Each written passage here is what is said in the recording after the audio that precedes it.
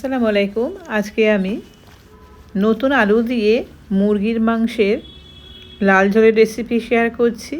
এটি কিন্তু বাঙালিদের খুবই একটি প্রিয় রেসিপি। যেদিনই ছুটি থাকে সেদিনই কিন্তু বাঙালিরা এই আলু দিয়ে মুরগির লাল লাল ঝোল খেতে সব বাঙালি কম বেশি পছন্দ করে। আর আমার কাছে নতুন আলু মানে মাংসের চাইতে কিন্তু নতুন আলু দিয়ে যে মাংসটা রান্না হয় আলুটাই বেশি টেস্ট লাগে।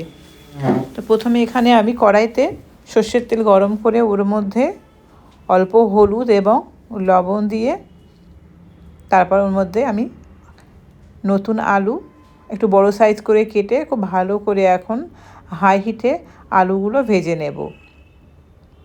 আলুগুলো সব ভাজা হয়ে গেছে। এখন আলুগুলো আমি তুলে নিচ্ছি। ওই তেলের মধ্যে আরও তেল অ্যাড করে দিয়ে দিচ্ছি এখানে গোটা গরম মশলা, এলাচ, লবঙ্গ, দারচিনি।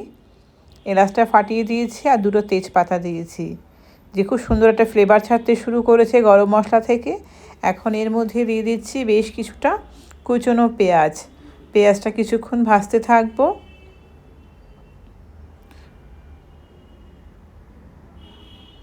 পেঁয়াজটা আমি এখানে হাই ফ্লেমে ভাজতে থাকছি,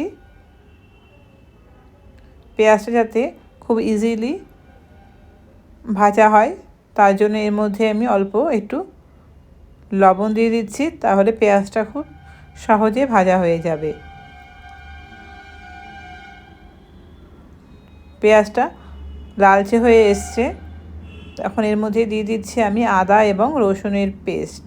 মুরগির মাংসে আমি রসুনের পরিমাণটা একটু বেশি দিয়েছি, আদার পরিমাণটা রসুনের চাইতে একটু কম দিয়েছি।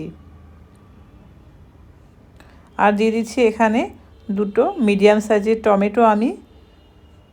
টমেটো পিউরি করে দিয়েছি। দিয়ে খুব ভালো করে এখন মশলাটা কষাতে থাকবো। এখন এর মধ্যে দিয়ে দেব আমি গুঁড়ো যে মশলাগুলো সেগুলো। ধনের গুঁড়ো দিয়ে দিচ্ছি, কাশ্মীরি লাল লঙ্কার গুঁড়ো কালারের জন্য, আর ঝাল লঙ্কার গুঁড়ো। ঝালটা যে যেমন পছন্দ করে সেরকম দিলেই হবে। আর দিচ্ছি হলুদ। এই গুঁড়ো মশলাগুলো দিয়ে মশলাগুলো খুব ভালো করে কষিয়ে নেব।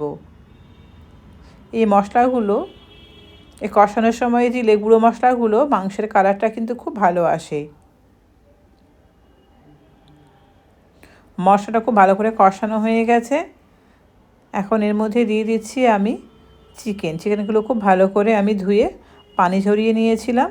চিকেনটা অ্যাড করে দিলাম, দিয়ে এখন বেশ কিছুক্ষণ ধরে আমি চিকেনটা হাই ফ্লেমে একটু কষিয়ে নিচ্ছি।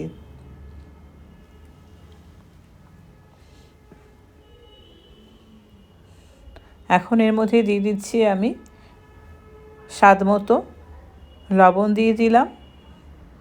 লবণটা দিয়ে দেওয়ার পর চিকেনটা আবারও খুব ভালো করে একবার মিক্স করে নেব।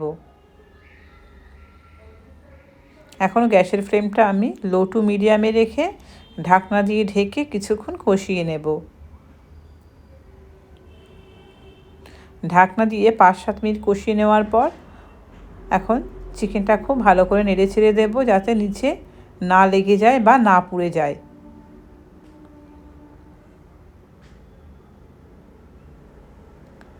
আবারও ঢাকনা দিয়ে ঢেকে চিকেনটা আমি বেশ কিছুক্ষণ কষিয়ে নেব। দেখতেই পাচ্ছেন চিকেন থেকে কিন্তু তেল ছাড়তে শুরু করেছে। খুব ভালো করে আবারও একটু নেড়ে ছেড়ে দিচ্ছি।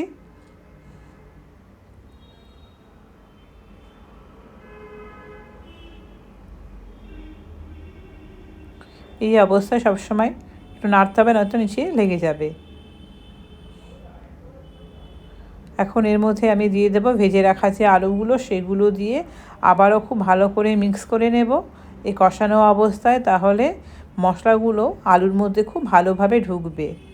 আলুগুলো খেতেও কিন্তু খুব জুসি হবে।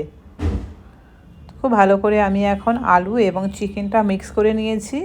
মিক্স করে এখন আবারও এটা লো টু মিডিয়ামে রেখে 5 মিনিটের মতো আমি ঢাকনা দিয়ে রেখে কষিয়ে নিয়েছিলাম। মাংস একদম পারফেক্টভাবে আমার কষানো হয়ে গেছে, মাংস এবং আলু একসঙ্গে।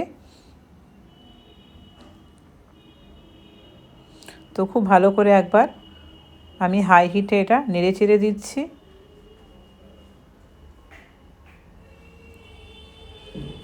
আমি যে ওয়েতে রান্না করছি এই ওয়েতে একবার এই শীতকালে নতুন আলু দিয়ে মুরগির ঝোল রান্না করে খাবেন, খুবই ভালো লাগবে। তো আমার কষানো একদম ডান। এখন এর মধ্যে আমি দিয়ে দিচ্ছি পরিমাণ মতো পানি। যেহেতু এখানে আলু দিয়েছি, এটা আলু দিলে তখন ঝোলের পরিমাণটা একটু বেশি রাখতে হয়, সেই জন্য পানির পরিমাণটা একটু বেশি দিচ্ছি। আর অবশ্যই গরম পানি দিচ্ছি, গরম পানি দিলে মাংসের টেস্টটা ভালো হয়। তো আমি এখন পরিমাণ মতো পানি দিয়েছি, দিয়ে মাংসটা খুব ওপর থেকে নিচে খুব ভালোভাবে একবার নেড়ে চেড়ে দিলাম, দিয়ে এখন ঢাকনা দিয়ে ঢেকে মিডিয়াম ফ্লেমে এটা ফুটিয়ে নেব। একবার নিচ থেকে আমি নেড়ে চেড়ে দিলাম মাংসগুলো, আবারও ঢাকনা দিয়ে ঢেকে রান্না করে নেব। মাংস আমার একদম রেডি। এখন এর মধ্যে দিয়ে দিচ্ছি আমি গরম মশলার গুঁড়ো, আর দিয়ে দিচ্ছি ভাজা জিরে এবং গোলমরিচের গুঁড়ো। এটা কিন্তু অবশ্যই এই দুটো দিতে হবে। এই দুটো দিলে যেমন খেতে টেস্ট হবে তেমনি ফ্লেভারটাও সুন্দর আসবে। আর সবশেষে আমি এখন ওপর থেকে দিয়ে দেব 2-3টে চেরা কাঁচা লঙ্কা। এটা দিলে টেস্টটা কিন্তু আরও সুন্দর আসবে, ফ্লেভার কিন্তু দারুণ আসবে। তো তৈরি হয়ে গেছে আমার আলু দিয়ে মুরগির ঝোলের রেসিপি কেমন হলো কমেন্টে অবশ্যই জানাবেন।